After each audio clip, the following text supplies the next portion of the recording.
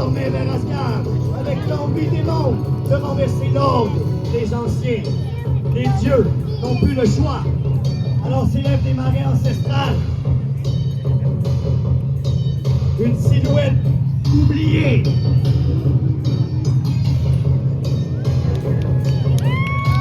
Mimi, le gardien de la sagesse. Longtemps réduit à une tête parlante, il retrouve sa forme d'antan, haute, noueuse. Son corps est fait de tours et de mémoire, et ses bras portent l'épée des âges. Il ne vient plus seulement murmurer, il vient se battre. Il marche désormais pour Asgard. Suivent les astres. Odin porte dans les tirs. Il s'appelle Rhéanérian. Le Valhalla s'ouvre pour la dernière fois. L'air, désormais, saturé de la fin imminente, se tend comme un arc. Il marche désormais pour Asgard, non pas pour sauver les dieux, mais pour défendre la mémoire du monde. Le monde est feu, le monde est fer, et la mémoire du monde chancelle. C'est le Ragnarok!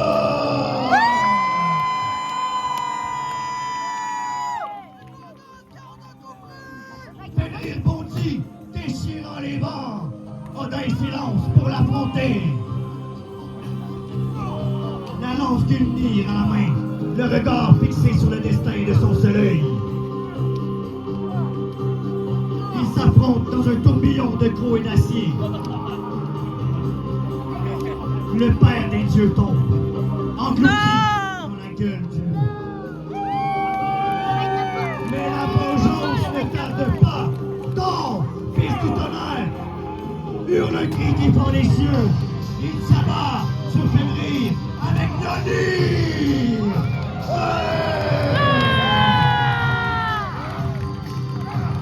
Frappe après frappe jusqu'à ce que le monde vacille. Il s'effondre dans un grondement de fin d'air. Loki, voyant son fils, le loup céleste tomber, hurle un cri perçant. Son hurlement réveille les morts indignes du Valhalla.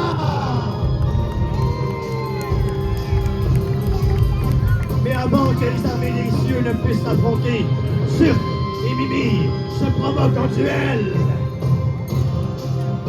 Combattez!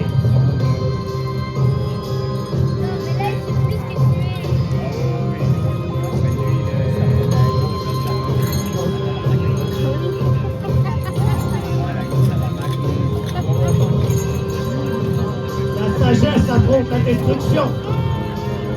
Sortilège contre flamme antique. Le feu gronde, avance, griffe les marais. La brume se déchire. La mémoire vacille. Les champs anciens s'éteignent dans la fournaise. Mais Mimir ne meurt pas. Il recule, il s'enfuit dans la vapeur. Il disparaît encore pour veiller sur le monde.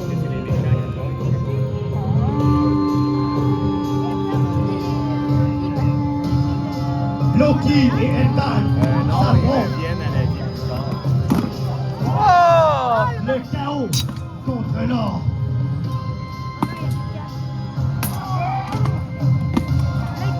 La trahison contre la loyauté. Les As retiennent combattant après combattant, venus des profondeurs de haine. Mais ils ne sont pas assez forts. Au cœur de ce cataclysme, ils affrontent ceux qui veulent effacer toute sagesse. Ils ne combattent pas non avec rage, mais avec une lucidité implacable. Chaque ennemi frappé s'efface, non dans le sang, mais dans l'oubli. Le monde meurt, mais sous les cendres, une voix s'élève. Ce qui fut perdu peut renaître, mais seulement si on s'en souvient. Et alors que le silence retombe, une lueur